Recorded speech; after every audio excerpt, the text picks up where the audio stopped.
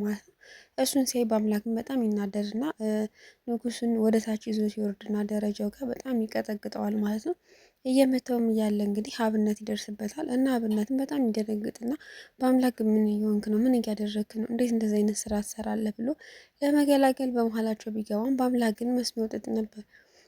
አብነትም በጣም ተናዶ ስለነበር በአምላክን አንዴ ይመተውና እና ንጉስና በጣም ይቅርታና ወደ ላይ እንውጣ ይልና ወደ ላይ ወደ ቤቱ ይዞት ይሄዳል። ከቻልክ ከዚህ ጥፋ አይንህን እንዳይ አልፈልግም ይለዋል አብነትም ማለት ነው።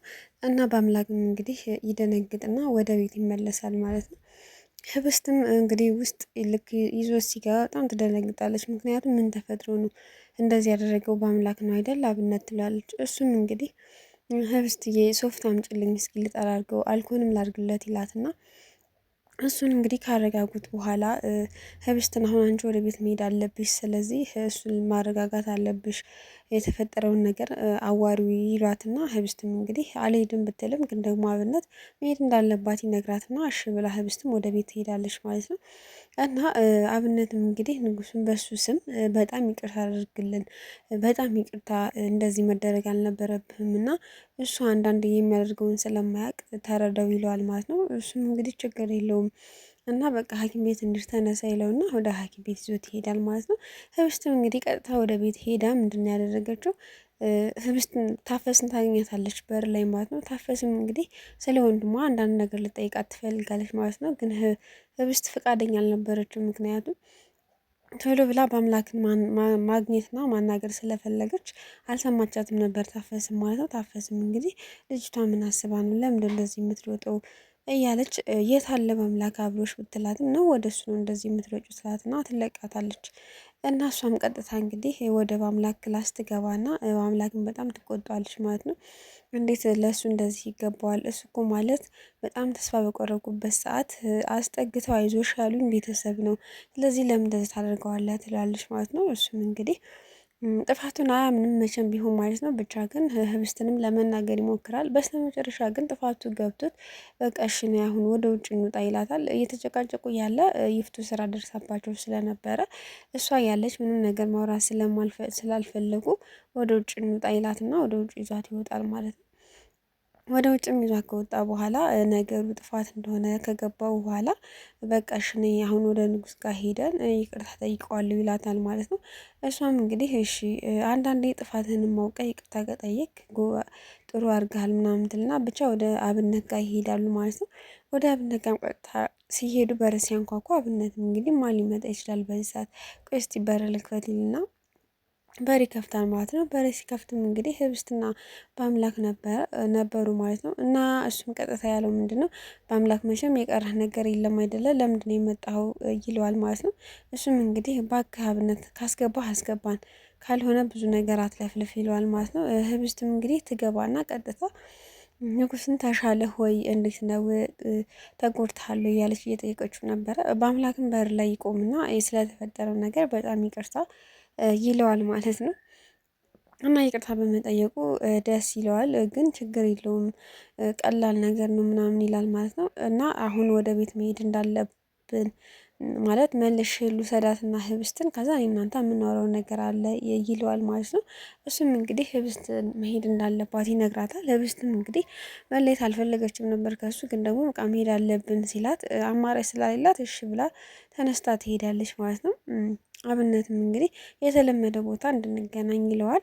እንግዲህ ንጉሱንም ይቅርታ ስለጠየቁት ነገሩ ተፈቷል ማለት ነው። ተመልሰው ወደ ቤት ሲገቡ ሰላምታ ያቀርባሉ ማለት ነው። ታፈስና ይፍቱ ስራ ሳሉ ላይ ተቀምጠው ስለነበረ ቆይ ልጆቹ ዛሬ ምን ሆናችሁ ነው ደግሞ አሁን ደህና ሰው ሆናችኋል? ምክንያቱም ሰላም ታቀረባችሁ ያለች ይፍቱ ስራ ኑ ምግብ አብረን እንብላ ተቀመጡ ስትላቸው በአምላክ መሄድ እንዳለበት ይነግራታል ማለት ነው። ግራ ይገባትና ህብስትን በቃ ይብትልም ግን ደግሞ ምን ችግር አለ አብረን ብንበላ ስትላት እሺ ትልና ሳሎን ላይ ትቀመጥና አብረው ምግብ በልተው ይጨርሳሉ ማለት ነው።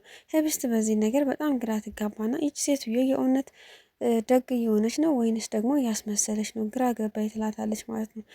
እሷ ግን ምን እንዳቀድኩልሽ አታቂም መቼም የመጨረሻ እራትሽን ብይ በደንብ ትላታለች ማለት ነው። እንግዲህ አንድ ሴራ እንዳሰበች በደንብ ነበር የሚያስታውቅባት። ታፈስ ግን በጣም ፈርታ ነበረ። መኝታ ክፍሏም ሄዳ እኔ ምልሽ ላናግርሽ ፈልጌ ነበረ ግን እትዬ ስላለች ነው። እንዴት ነው ወንድሜ ስትላትም ወንድምሽ በጣም ደህና ነው።